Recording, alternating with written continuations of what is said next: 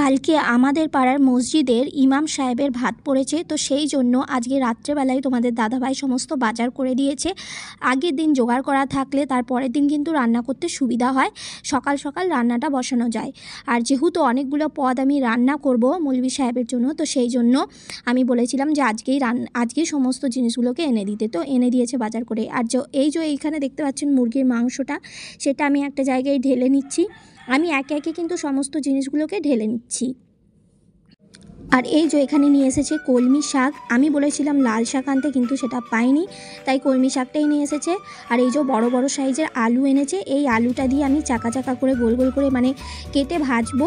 আর পটল এনেছে, ধনে পাতা আছে, আর ওদিকে টমেটো, যা যা লাগে আর কি রান্না করতে সমস্ত জিনিসই আপনাদের দাদাভাই এনেছে।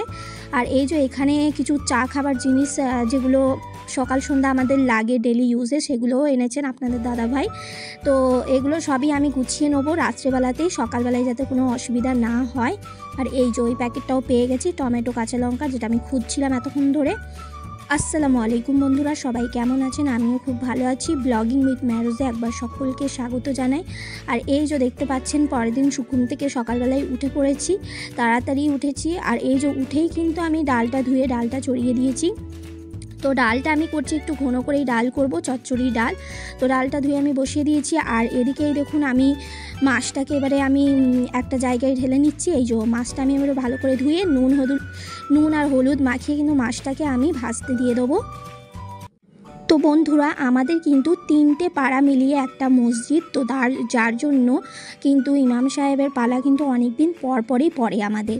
তো যেদিনই পরে আমরা চেষ্টা করি ওনাদেরকে একটু ভালো মন্দ করে খাওয়াবার, কেননা ওনারা ঘর বাড়ি ওনাদের নিজেদের পরিবার পরিজন ছেড়ে শুধুমাত্র আল্লাহর কাজের জন্য আর আমাদের জন্যই কিন্তু এখানে থাকেন। তো আমাদের উচিত ওনাদের খেয়ালটা রাখা। তো যেহেতু বছরে একবার কি বছরে দুবার পরে, তো আমরা চেষ্টা করি সব রকমভাবে ওনাদেরকে খাওয়ানো। তো এখানে মাছ, মুরগি, গরু, শাক সমস্ত কিছুই আমি করব, সমস্ত কিছুই আমি চেষ্টা করেছি করার, ওনাকে দেওয়ার। তো এখানে তো আমি মাছটাকে ভাজতে দিয়ে দিয়েছি, ওদিকে মুরগিটাও আমি ধুয়ে নিয়েছি, আর ওদিকে আমি কিন্তু ডালটা বসিয়ে দিয়েছিলাম। ডালটা আমার কিন্তু সিটি হয়ে গেছে, এবার কিন্তু সিটিটা খুলে আমি কিন্তু ডালটা একটা জায়গায় ঢেলে নেব। তো ডালটা আমি ঢেলে নিয়েছি, আর প্রেশার কুকারটাকে আমি ফাঁকা করে দিয়েছি, আর এর মধ্যে দিয়ে দিচ্ছি তেল। এরপরে কিন্তু আমি গরুর মাংসটাকে আগে চড়িয়ে দিচ্ছি, কেন গরুর মাংসটা হতে একটু সময় বেশি লাগে, তো সেই জন্য। আর গরুর মাংসটা আমি এখানে কিন্তু স্টু বানাচ্ছি। তো সবাই তো কষা কিংবা আলু দিয়ে ঝোল এইসব করেই দেয়, তো আমি ভাবলাম আজকে একটু অন্যরকমভাবেই দেওয়া যাক ওনাকে। তো আমি এখানে কিন্তু স্টু বানাচ্ছি, আর সেটার জন্য কিন্তু আমি পেঁয়াজ লাল করে নিয়েছি, আর মাংসটা ভালো করে ধুয়ে জল ঝরিয়ে নিয়েছিলাম, সেটাও আমি কিন্তু প্রেশারের মধ্যে দিয়ে দিলাম। তো এবার কিন্তু নুন দিয়ে যা যা মশলা লাগে, হ্যাঁ স্টুয়ের মধ্যে কিন্তু আমি হলুদ দেবো না, আর লঙ্কা গুঁড়ো দেবো না, মানে ঝাল লঙ্কা গুঁড়ো দেবো না, এখানে কিন্তু আমি শুকনো লঙ্কা ইউজ করব। তো শুকনো লঙ্কাকে আমি ছোট ছোট টুকরো করে কেটে কিন্তু আমি স্টুর মধ্যে দিয়ে দেবো। দিয়ে দিচ্ছি এবার একে একে মশলাগুলো। তো এখানে দিচ্ছি জিরে গুঁড়ো, এটা আমার হোমমেড জিরে গুঁড়ো, ভেজে আমি গুঁড়ো করে রেখে দিয়েছিলাম। এরপর আমি এর মধ্যে দিচ্ছি ধনে গুঁড়ো, এটাও আমার হোমমেড। তারপর আমি এর মধ্যে দিয়ে দিচ্ছি কাশ্মীরি লঙ্কা গুঁড়ো, এতে ঝাল হবে না কিন্তু কালারটা খুব সুন্দর আসবে। আর যেহেতু হলুদ দিচ্ছি না, তো একদম সাদা ভ্যাটভ্যাটে তো ভালো লাগবে না, তো সেই জন্য আমি কিন্তু এই মশলাটা দিচ্ছি, মানে লাল লঙ্কা গুঁড়োটাই, কাশ্মীরি লঙ্কা গুঁড়ো। তো ওদিকে আমি মাংসটা চড়িয়ে দিয়েছি, আর এদিকে কিন্তু আমি মাছ ঝাল করব, তো মাছ ঝালটাও আমি বসিয়ে দিচ্ছি। আমাকে কিন্তু সমস্ত রান্নাগুলো 12টার মধ্যে কমপ্লিট করতে হবে, তো সেই জন্য আমি একটু তাড়াতাড়ি রান্না করছি। তো আমি ইনশাআল্লাহ সব কিছু কিন্তু কমপ্লিট করে দেবো, যাতে ওনাদের কোনো অসুবিধা না হয়। আর আমরা সাধারণ মানুষরা কি হয়, আমাদের টাইমের সেরকম পাবন্দি থাকে না, যখন তখন যা ইচ্ছা তাই করি।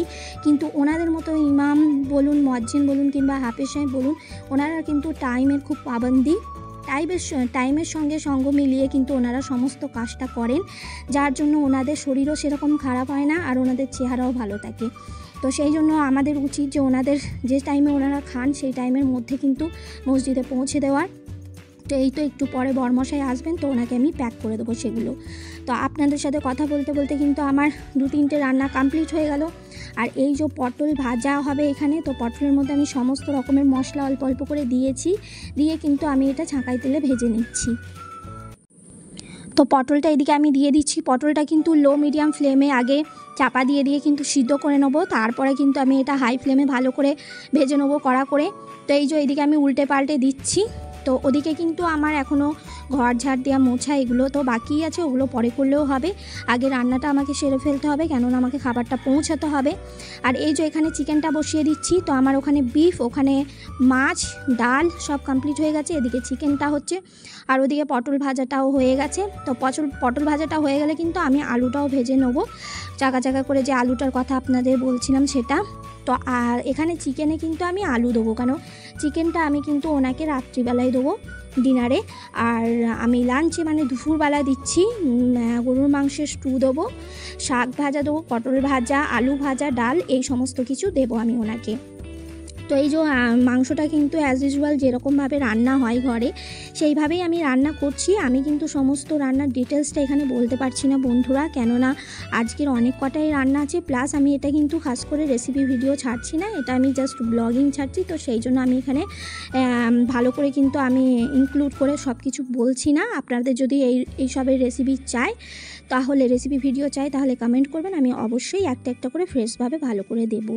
তো আপনাদের সাথে কথা বলতে বলতে আমার এই চিকেনটাও ভালো করে আমার কষানো হয়ে গেছে। তো আমি এবারে চাপা দিয়ে এটাকে সিদ্ধ করে নিয়ে করে নেবো। তো যে কোনো রান্নাতে কিন্তু টমেটো দিলে খেতে ভালো লাগে। আর এই যে এইদিকে আমি এই যে শাক ভাজার জন্য আমি পেঁয়াজ, তারপরে শুকনো লঙ্কা সমস্ত কিছু দিয়ে আমি ভালো করে ভেজে নিয়ে এই যে শাকটাকে আমি দিয়ে দিচ্ছি, শাক ভাজা করব। তো ওনারা কিন্তু একটু শাক সবজি খেতে পছন্দ করেন, তো সেই জন্য আমি ভাবলাম যে সব রকমের সঙ্গে একটু শাক রাখলেও ভালো হয়, তাই না? তাহলে ওনাদের একটু খেতেও ভালো লাগবে, মুখের টেস্টটাও পাল্টাবে। তো বন্ধুরা আমার কিন্তু সমস্ত রান্না কমপ্লিট হয়ে গেছে, আর আমার গোসল করাও কমপ্লিট হয়ে গেছে। তো এই যে এইদিকে দেখতে পাচ্ছেন ভাত, এবার কিন্তু আমি ওনার জন্য ভাতটা প্যাকিং করে নেব। তো ভাতটা তো দেখলেন, এখানে এই যে শাক ভাজা, তো শাক ভাজাটা বেশ ঝরঝরে মতো করেই করেছি, বেশি করে তেল দিয়ে। আর এই যে এইদিকে আছে আপনার চিকেনের লাল ঝোল, এরা কিন্তু এবেলা দেবো না, এটা কিন্তু আমি ডিনারে দেবো। আর এদিকে আছে এই যে মাছ ঝাল আছে, মাছটা আমি কিন্তু দুপুরবেলাতেই দেব। আর এখানে আছে এই যে ডাল করেছিলাম, সেই ডাল তো চাই। আর যেটা আমি মাংসের স্টু বানিয়েছিলাম সেটাও। আর ওদিকে আছে পটল ভাজা, আলু ভাজা তো আছেই। তো এবার চলো তাড়াতাড়ি আমি কিন্তু ওগুলোকে প্যাক করে নিই, কেন এক্ষুনি বরমশাই চলে আসবে আর তাড়া লাগাবে। এই যে সমস্ত কিছুটা কিন্তু আমি তোমাদের দেখিয়ে দিয়েছি। তো এবার আমি প্যাকিং করতে যাবো। এই যে টিফিন বক্স, একটা লাঞ্চের জন্য, একটা ডিনারের জন্য ওনারা দিয়ে দিয়েছেন। তো এটা হচ্ছে ডিনারের জন্য, আমি বড়টাতে